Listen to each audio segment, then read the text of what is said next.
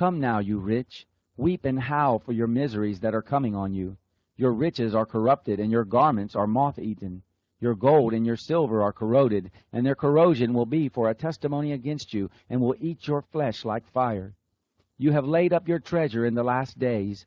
Behold, the wages of the laborers who mowed your fields, which you have kept back by fraud, cry out, and the cries of those who reap have entered into the ears of the Lord of hosts.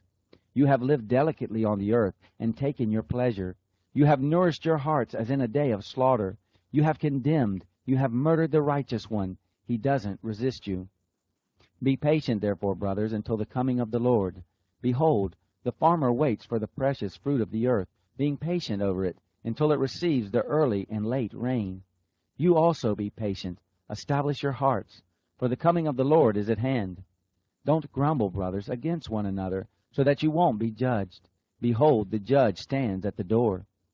Take, brothers, for an example of suffering and of patience, the prophets who spoke in the name of the Lord.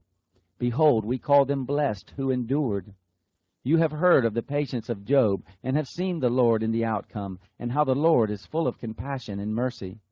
But above all things, my brothers, don't swear, neither by heaven, nor by the earth, nor by any other oath, but let your yes be yes, and your no, no, so that you don't fall into hypocrisy. Is any among you suffering? Let him pray. Is any cheerful? Let him sing praises. Is any among you sick? Let him call for the elders of the assembly, and let them pray over him, anointing him with oil in the name of the Lord. And the prayer of faith will heal him who is sick, and the Lord will raise him up. If he has committed sins, he will be forgiven. Confess your offenses to one another, and pray for one another, that you may be healed. The effective, earnest prayer of a righteous man is powerfully effective. Elijah was a man with a nature like ours, and he prayed earnestly that it might not rain, and it didn't rain on the earth for 3 years and 6 months. He prayed again, and the sky gave rain, and the earth brought forth its fruit.